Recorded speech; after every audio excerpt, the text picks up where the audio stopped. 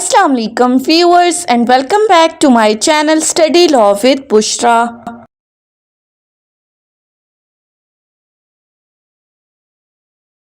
So we were discussing Kanun-e-Shahadat Order 1984 and in today's video we are going to discuss its part 2. But before starting the discussion, I request you all to please subscribe to my channel and don't forget to press the bell icon for latest updates. Do share this video with your friends and don't forget to comment your feedback. So let's move towards the discussion. अपनी last video के अंदर हमने article 1 से article 69 तक detail में discuss किया था। हमने क्वेश्चंस डिस्कस किए कि विटनेस कौन हो सकता है, कॉम्पिटेंसी ऑफ द विटनेस, कितने विटनेसेस हो सकते हैं, किस चीज़ के मुतालिक गवाही दी जा सकती है, कौन कौन सी चीज़ें रेलेवेंट हैं, इन सारी चीज़ों को हमने डिटेल्स के साथ डिस्कस किया है। आज की इस वीडियो में हम अपने बाकी क्वेश्चंस को डिस्कस करेंगे कि गवाही कैसे दी जा सकती है। आप जो स्टेटमेंट जो एविडेंस कोर्ट में लेकर आ रहे हैं वो किस फॉर्म में दी जा सकती है। सो स्टार्ट करते हैं हम चैप्टर 4 से। Chapter 4 deals with the topic of oral evidence और ये स्टार्ट होता है आर्टिकल 70 से। अब आर्टिकल 70 की तरफ आ जाएं तो आर्टिकल 70 कहता है proof of the facts by oral evidence. अब इसमें सिंपल कहा गया है कि एविडेंस हमारे पास दो तरह की होती हैं, ऑरल एविडेंस और डॉक्यूमेंट्री एविडेंस। ऑरल एविडेंस कौन सा होता है कि जब आप एक स्टेटमेंट की फॉर्म में अपना एविडेंस कोर्ट में पेश करते हैं, अपना बयान रिकॉर्ड करवाते हैं, तो उसको हम कहते हैं ऑरल एविडेंस। जबकि इसके कंट्रास्ट में जो डॉक्यूमेंट्री एविडेंस है वो in the form of document है। आप कोर्ट के अंदर कोई दस्तावेजात पेश कर रहे हो, कोई डॉक्यूमेंट्स पेश कर रहे हो, so that is called documentary evidence. Article 70 हमें कहता है कि all the facts except the contents of documents may be proved by oral evidence, कि oral evidence तमाम situations में दिया जा सकता है except the contents of documents। जहाँ पे आपने किसी document के contents को prove करना है तो वहाँ पर आप documentary evidence ही लेकर आएंगे, वहाँ पर oral evidence acceptable नहीं है। oral evidence बाकी तमाम facts को prove करने के लिए admissible है कोर्ट ऑफ लॉ के अंदर, लेकिन जहां पर डॉक्यूमेंट्स के कंटेंट की बात आती है तो वहां पर आपने डॉक्यूमेंट्री एविडेंस ही लेकर आना है। और in the presence of documentary evidence oral evidence is excluded. जहां पर डॉक्यूमेंट्री एविडेंस आप कोर्ट में लेकर आते हो तो वहां पर ऑरल एविडेंस की कोई वैल्यू नहीं होती, वहां पर ऑरल एविडेंस एक्सक्लूड हो जाता है। Oral evidence is not admissible in the presence of documentary evidence. अब डॉक्यूमेंट्री एविडेंस की आगे हमारे पास फर्दर कुछ काइंड्स हैं जिनमें हमारे पास आता है primary documentary evidence, secondary documentary evidence, public documents and private documents. हम वन बाय वन इनको डिस्कस करते हैं। सबसे पहली क्लास है हमारे पास प्राइमरी डॉक्यूमेंट्री एविडेंस की। Primary documentary evidence is explained under Article 73 and 75, while secondary documentary evidence is explained under Article 74 and 76 of Kanun-e-Shahadat Order. अब सबसे पहले हम देख लेते हैं कि प्राइमरी डॉक्यूमेंट्री एविडेंस क्या है। So primary evidence means the document itself produced for the inspection of the court, यानी कि जो आपके ओरिजिनल डॉक्यूमेंट्स हैं वो आपका प्राइमरी डॉक्यूमेंट्री एविडेंस है। अब कैसे? फॉर एग्जांपल किसी पर्सन का आइडेंटिटी कार्ड है, वो आईडी कार्ड आपका ओरिजिनल डॉक्यूमेंट है, लेकिन अगर आप उसी डॉक्यूमेंट की फोटोकॉपी करवा लेते हो, उसी आईडी कार्ड की फोटोकॉपीज करवा लेते हो, तो वो आपका क्या है? वो सेकेंडरी डॉक्यूमेंट्री एविडेंस है। सो सिंपली इन दोनों के दरमियान डिफरेंस क्या हुआ? प्राइमरी ओरिजिनल चीज है और सेकेंडरी उस ओरिजिनल की फोटोकॉपी है। फिर प्राइमरी एविडेंस को मजीद एक्सप्लेन करते हुए कहा है कि when a document is executed in several parts each part is a primary evidence, कि जहां पर कोई डॉक्यूमेंट सेवरल पार्ट्स में एग्जीक्यूट किया गया है। लेट्स सपोज कि आपने कोई एग्रीमेंट किया है और आपका वो एग्रीमेंट जो है वो डिफरेंट डॉक्यूमेंट्स पर मुश्तमिल है, एक से ज्यादा डॉक्यूमेंट्स पर मुश्तमिल है, तो हर एग्रीमेंट का वो डॉक्यूमेंट जो है वो आपका प्राइमरी एविडेंस है। फिर फर्दर कहा है when the document is executed in counter part, each counter part is a primary evidence. For example, अगर आप किसी पर्सन के साथ कोई कॉन्ट्रैक्ट करते हो और आप एक लेटर के थ्रू उसे अपनी ऑफर भेजते हो, जब उसे ये ऑफर रिसीव हुई तो उसने एक इन रिटर्न आपको एक लेटर भेजा जिसके अंदर वो अपनी एक्सेप्टेंस को शो कर रहा है। तो ये जो दोनों लेटर्स हैं ये काउंटर पार्ट्स हैं एक ही कॉन्ट्रैक्ट के, सो हर काउंटर पार्ट जो है वो आपका प्राइमरी एविडेंस है। फिर फर्दर यहाँ पर कहा है कि लिथोग्राफी और photography each is a primary evidence of contents of the rest. यानी कि फॉर एग्जांपल, अगर आप कंप्यूटर के थ्रू अपने प्रिंटर के थ्रू कोई प्रिंट्स वगैरह निकालते हो तो एक डॉक्यूमेंट के जितने भी प्रिंट्स निकलेंगे वो तमाम प्रिंट्स जो हैं वो आपके प्राइमरी एविडेंस के तौर पर कंसिडर किए जाएंगे। लेकिन इन्हीं प्रिंट्स की अगर आप फोटोकॉपीज निकालते हो तो वो फोटोकॉपीज सेकेंडरी एविडेंस के तौर पर कंसिडर की जाएंगी। सो सेकेंडरी डॉक्यूमेंट्री एविडेंस क्या है कि copies through mechanical process, photographs are of copy compared with the original documents. All these are considered in the category of secondary documentary evidence. So simple difference क्या है? Primary documentary evidence is the original document while secondary documentary evidence is the photocopy of original one. अब हम देखते हैं कि public documents और private documents के दरमियान क्या डिफरेंस है और ये कौन कौन से डॉक्यूमेंट्स हैं। अब एक बात आपने याद रखनी है कि जहां पर आप किसी डॉक्यूमेंट को प्राइमरी एविडेंस के थ्रू प्रूफ कर सकते हो तो वहां पर जो सेकेंडरी एविडेंस है, जो फोटोकॉपीज हैं, वो एडमिसिबल नहीं होंगी। यानी कि ओरिजिनल की प्रेजेंस में फोटोकॉपी को कंसिडर नहीं किया जाएगा। लेकिन आर्टिकल 76 हमें कुछ ऐसी सिचुएशंस बताता है कि जहां पर डॉक्यूमेंट से रिलेटेड सेकेंडरी एविडेंस भी एडमिसिबल है कोर्ट ऑफ लॉ के अंदर। अब वो कौन कौन सी सिचुएशंस है? Number 1, if the primary documentary evidence is a part of judicial record, अगर तो प्राइमरी एविडेंस यानी कि ओरिजिनल डॉक्यूमेंट किसी अदालती रिकॉर्ड का हिस्सा है, अदालती फाइल का हिस्सा है, तो वहां पर फिर सेकेंडरी एविडेंस आप पेश कर सकते हो। Secondary, when due to the volume or bulk of the original, copies have been made by means of microfilming or other modern devices. For example, अगर तो प्राइमरी एविडेंस जो है वो बल्कि है, यानी कि जैसे हमारे पास एफआईआर वगैरह का रजिस्टर होता है, अब वो पूरा का पूरा रजिस्टर तो कोर्ट में पेश नहीं किया जा सकता, या फिर अगर तो वो न्यूमरस इन नंबर है, जैसे कि पटवारी के पास रिकॉर्ड ऑफ राइट के बहुत सारे रजिस्टर होते हैं, तो उन तमाम रजिस्टर्स को पेश करना पॉसिबल नहीं है, तो वहां पर फिर सेकेंडरी एविडेंस यानी कि उनकी जो फोटो कॉपीज है वो कोर्ट के अंदर एडमिसिबल होती हैं। या फिर अगर कहीं पर प्राइमरी एविडेंस डिस्ट्रॉय हो चुका है या फिर प्राइमरी एविडेंस ऑपोजिट पार्टी के पास है, तो फिर आप कोर्ट के अंदर सेकेंडरी एविडेंस को प्रूव कर सकते हो। सो ये कुछ ऐसी सिचुएशंस थी जिनके अंदर सेकेंडरी एविडेंस कोर्ट के अंदर एडमिसिबल है। अब हम नेक्स्ट आ जाते हैं पब्लिक एंड प्राइवेट डॉक्यूमेंट्स के ऊपर।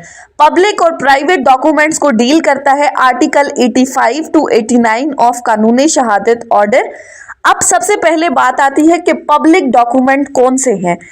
सो ऐसे डॉक्यूमेंट्स जिन तक हर बंदे की रसाई मुमकिन है, यानी कि ऐसे डॉक्यूमेंट्स, ऐसा रिकॉर्ड जो कि हर बंदे के लिए इजीली एक्सेसिबल है। सिंपली पब्लिक डॉक्यूमेंट्स वो डॉक्यूमेंट्स हैं जहां पर गवर्नमेंट इन्वॉल्व है किसी भी तरह से। फॉर एग्जांपल, जो हमारे लॉज वगैरह हैं, जो गवर्नमेंट की तरफ से सर्टिफिकेट इशू किए जाते हैं, या कोई भी रिकॉर्ड जो गवर्नमेंट की तरफ से मेंटेन किया जाता है, जिनको किसी भी वक्त कोई भी पर्सन एक्सेस कर सकता है, उनको हम कहते हैं कि वो तमाम डॉक्यूमेंट्स पब्लिक डॉक्यूमेंट्स की कैटेगरी में फॉल करते हैं। जबकि इनके ऑपोजिट प्राइवेट डॉक्यूमेंट कौन से हैं? अब कानूनी शहादत ऑर्डर ने प्राइवेट डॉक्यूमेंट को एक्सप्लेन नहीं किया, उन्होंने सिर्फ क्या कहा कि वो डॉक्यूमेंट्स जो पब्लिक डॉक्यूमेंट्स की कैटेगरी में फॉल नहीं करते वो तमाम हमारे पास प्राइवेट डॉक्यूमेंट्स है। अब पब्लिक डॉक्यूमेंट के अंदर अगर आप देखें निकाहनामा, जब तक वो निकाहनामा एक पर्सन के पास होता है वो उसका क्या होता है, वो प्राइवेट डॉक्यूमेंट होता है। लेकिन जैसे ही उस डॉक्यूमेंट को आप रजिस्टर करवा लेते हो, वो पब्लिक रिकॉर्ड का हिस्सा बन जाता है, तो फिर वो डॉक्यूमेंट आपका प्राइवेट नहीं रहता बल्कि वो पब्लिक डॉक्यूमेंट बन जाता है। अब प्राइवेट डॉक्यूमेंट कौन कौन से हैं? कोई भी ऐसे डॉक्यूमेंट जो किसी पर्सन ने या ग्रुप ऑफ पर्सन ने अपनी इंडिविजुअल या कलेक्टिव कैपेसिटी में बनाए हैं, वो डॉक्यूमेंट हमारे पास प्राइवेट डॉक्यूमेंट है। For example contract of sale, lease, mortgage, deeds, power of attorneys etcetera. अब उसके बाद आ जाते हैं हम अपने नेक्स्ट टॉपिक के ऊपर, जो कि बात करता है प्रिजम्पशन ऑफ डॉक्यूमेंट्स की। अब ये प्रिजम्पशन ऑफ डॉक्यूमेंट्स को कौन सा सेक्शन आर्टिकल एक्सप्लेन करता है? आर्टिकल 90 से आर्टिकल 101 प्रिजम्पशन को एक्सप्लेन करते हैं। सिंपली प्रिजम्पशन को क्या क्या कहते हैं? हम किसी चीज को प्रिज्यूम करना, यानी कि ऐसा fact which is not proved but thought to be proved, यानी कि ऐसी चीज जो अभी साबित नहीं हुई, जो अभी प्रूव नहीं हुई, लेकिन प्रिज्यूम ये कर लिया जाता है, फर्ज ये कर लिया जाता है कि ये चीज इस तरह से है। अब डॉक्यूमेंट से रिलेटेड क्या प्रिजम्पशन ली जाती है कि 30 इयर्स ओल्ड डॉक्यूमेंट जो है उसकी जेन्युइननेस को करेक्ट कहा जाता है, कि 30 साल पुराना जो डॉक्यूमेंट है प्रिज्यूम किया जाता है कि वो बिल्कुल ठीक है। ऑल्दो उस डॉक्यूमेंट में कोई एम्बिग्विटी हो सकती है, लेकिन प्रिज्यूम ये किया जाता है कि वो डॉक्यूमेंट करेक्ट है। इसी तरह जितने भी डॉक्यूमेंट्स रजिस्टर्ड हो चुके हैं, उन तमाम रजिस्टर्ड डॉक्यूमेंट को भी प्रिज्यूम किया जाता है कि वो बिल्कुल ठीक है। इसके अलावा जितने भी गवर्नमेंट की अथॉरिटी की तरफ से मैप्स या प्लान्स वगैरह इशू किए जाते हैं, उनको भी प्रिज्यूम किया जाता है कि वो बिल्कुल ठीक है।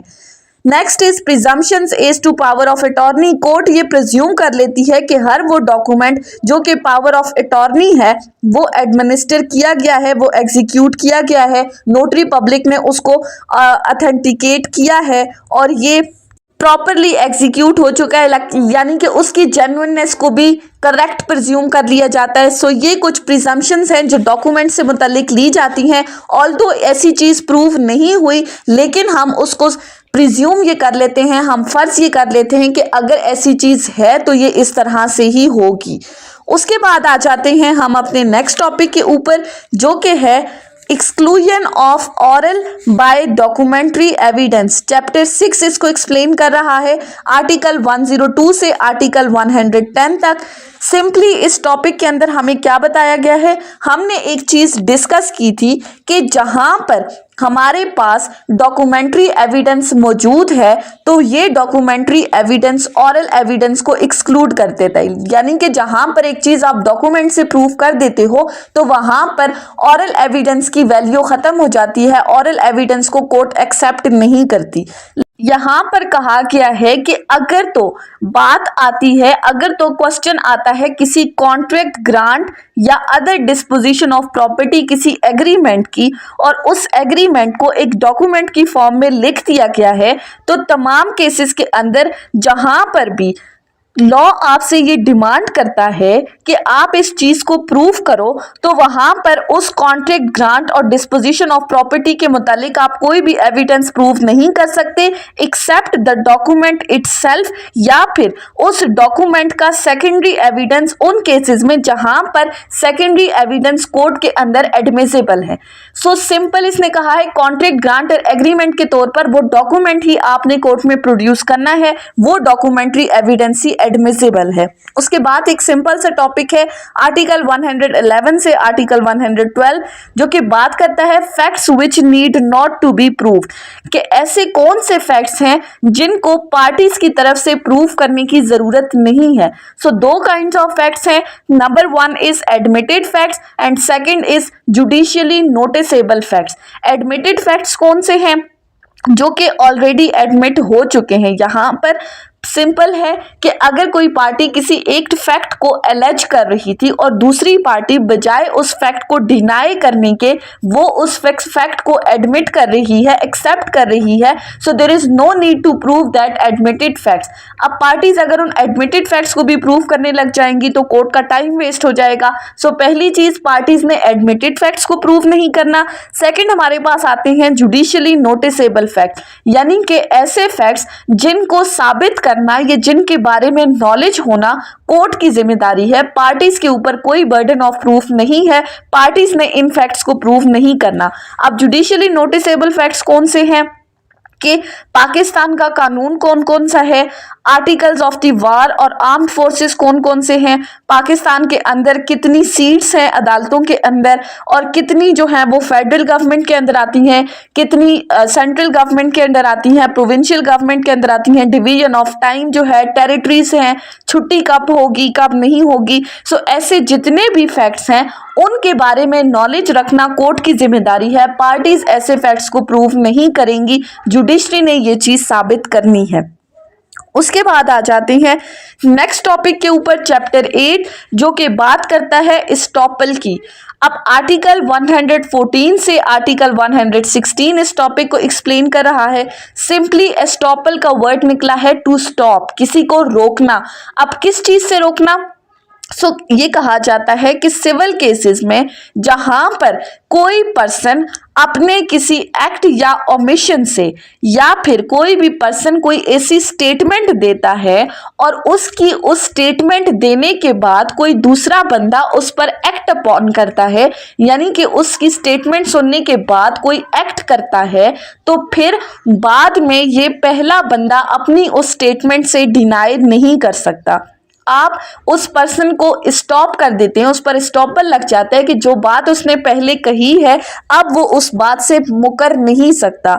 अब इसको हम समझते हैं एक एग्जाम्पल के थ्रू, जिससे हमें इजीली समझ में आ जाएगा। फॉर एग्जाम्पल, हमारे पास दो पार्टीज हैं, ए और बी। ए एक बंदा है जो कि कहता है कि फलां प्लॉट मैंने खरीद लिया है, और बी सी डी बहुत सारे बंदे हैं जिनको आकर ये कहता है कि अगर कोई बंदा मुझसे मेरा ये प्लॉट खरीदना चाहता है तो मैं उसको बेचने के लिए तैयार हूँ। बी दूसरा बंदा सामने आया और उसने उसकी स्टेटमेंट पर यकीन करते हुए कहा कि मैं ये प्लॉट लेने के लिए विलिंग हूँ, मैं तुमसे तुम्हारा ये प्लॉट खरीदना चाहता हूँ, आप मेरे साथ कॉन्ट्रैक्ट कर लो। अब ए ने बी के साथ कॉन्ट्रैक्ट कर लिया, ऑल्दो ए उस वक्त उस प्लॉट का मालिक नहीं था। बाद में ई पर्सन से ए ने वो प्लॉट खरीदा, उसके साथ कॉन्ट्रैक्ट किया, और कितने पैसों में उसने खरीदा? लेट्स सपोज कि उसने ई से प्लॉट परचेज किया है 12 करोड़ में। जब उसको प्लॉट का इंतकाल मिल गया तो उसके बाद एक तीसरा बंदा उसके पास आया जिसने कहा कि मैं तुमसे तुम्हारा ये प्लॉट 14 करोड़ में खरीदना चाहता हूँ। अब ए को तो फायदा हो रहा था, तो ए ने एफ को कहा कि ठीक है मैं तुम्हें अपना प्लॉट बेच दूंगा। तो जब बी को इस सौदे के बारे में पता चला तो उसने आकर ए को कहा कि तुमने मेरे साथ कॉन्ट्रैक्ट किया था, तुमने मेरे साथ इस प्लॉट का सौदा कर लिया है, अब तुम अपनी बात से पीछे नहीं हट सकते। सो यहाँ पर बी ने क्या कर दिया? ए के ऊपर स्टॉपर लगा दिया। अब आप कोर्ट के थ्रू अपने इस कॉन्ट्रैक्ट की स्पेसिफिक परफॉर्मेंस करवाएंगे। सो स्टॉपर में एक पर्सन ने एक स्टेटमेंट कह दी, दूसरे पर्सन ने उस पर एक्ट अपॉन कर लिया, तो पहला बंदा अपनी स्टेटमेंट से नहीं हट सकता। उसके बाद आ जाते हैं हम नेक्स्ट टॉपिक के ऊपर, जो कि है बर्डन ऑफ प्रूफ का, जो कि स्टार्ट होता है आर्टिकल 117 से आर्टिकल 128 तक।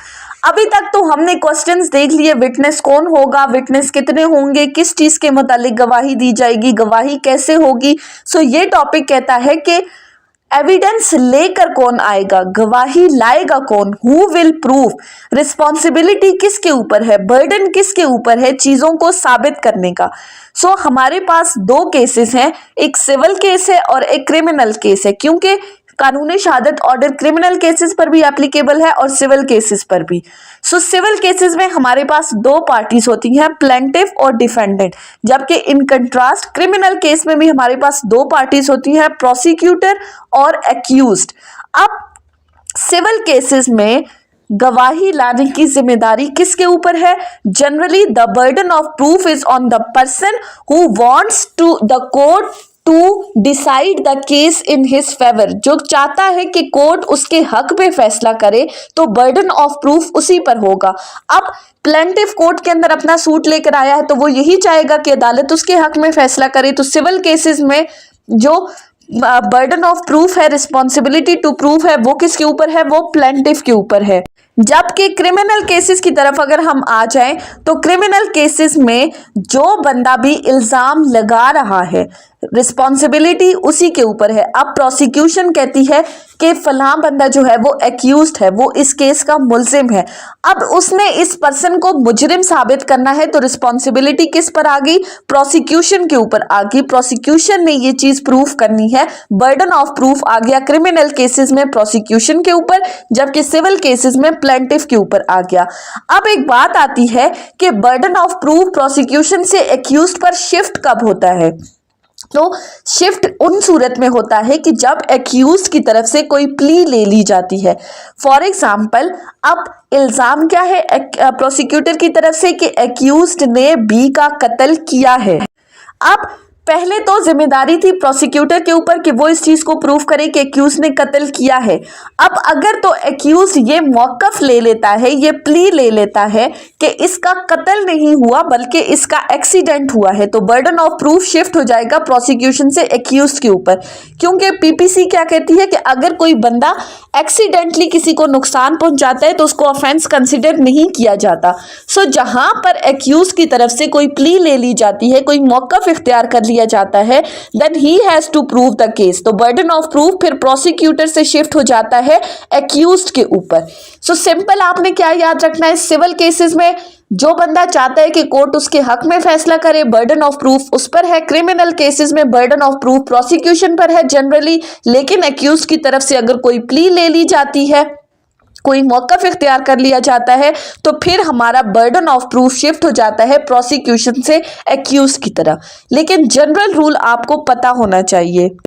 नेक्स्ट आ जाते हैं हम चैप्टर 10 के ऊपर, जो कि डील करता है एग्जामिनेशन ऑफ विटनेस के ऊपर, कि कोर्ट में जब एविडेंस लाया जाएगा तो विटनेस की गवाही किस तरह से रिकॉर्ड की जाएगी, क्या प्रोसीजर है एविडेंस रिकॉर्ड करने का। सो एग्जामिनेशन के हमारे पास 3 तरीके हैं कि एग्जामिनेशन ऑफ विटनेस किस किस तरह से होगी। Number 1 examination in chief, number 2 cross examination and number 3 re examination. अब हम 1 बाय 1 इनको डिस्कस करते हैं। सबसे पहला है एग्जामिनेशन इन चीफ, गवाह का पहला बयान। अब examination of the witness bye the party who calls him shall be called his examination in chief, यानी कि जो बंदा भी गवाह को बुला रहा है बयान देने के लिए, कॉलिंग पार्टी जो है वो गवाह का पहला बयान रिकॉर्ड करवाएगी। जो भी गवाह को बुला रही है उसका अपना वकील उसका बयान रिकॉर्ड करेगा, नरेशन की सूरत पे होगा। जैसे हम कोर्ट में देखते हैं कि गवाह आता है और लिखा जाता है बरहलफ बयान किया, और फिर पूरी एक पैराग्राफ की सूरत में उसका बयान लिखा जाता है नरेशन की सूरत में। सो यहाँ पर जब वो अपना बयान रिकॉर्ड करवा रहा है तो कॉलिंग पार्टी उसको लुक में नहीं दे सकती, उसको बता नहीं सकती कि फलां चीज़ भी तुम अपने बयान में बताओ, फलां चीज़ जो हुआ था अक्रेंस उसको भी एक्सप्लेन करो, यानी कि उसको नरेट नहीं कर सकती, उसको लीड नहीं कर सकती, उसको पॉइंट आउट नहीं कर सकती कि फलां चीज़ों को एक्सप्लेन करो। So simply examination in chief के अंदर आप लीडिंग क्वेश्चन नहीं पूछ सकते। ऐसे क्वेश्चन जो आपको आंसर की तरफ लीड कर रहे हैं वो एग्जामिनेशन इन चीफ में नहीं पूछे जाते। इसके कंट्रास्ट हमारे पास है cross examination, the examination of the witness by the adverse party, जिसको हम कहते हैं जरा। जब अपोजिट पार्टी आपके इसी बयान के ऊपर आपसे क्वेश्चनिंग करती है, आप पे जरा करती है, तो उसको हम कहते हैं क्रॉस एग्जामिनेशन। अब क्रॉस एग्जामिनेशन लीडिंग क्वेश्चंस की सूरत में हो सकता है, वो आपसे क्वेश्चन करेंगे, आपने हाँ या ना में, यस और नो में आपने उसका आंसर देना है। अब इस क्रॉस एग्जामिनेशन को करने का पर्पस क्या होता है, इसके पीछे का मकसद क्या होता है।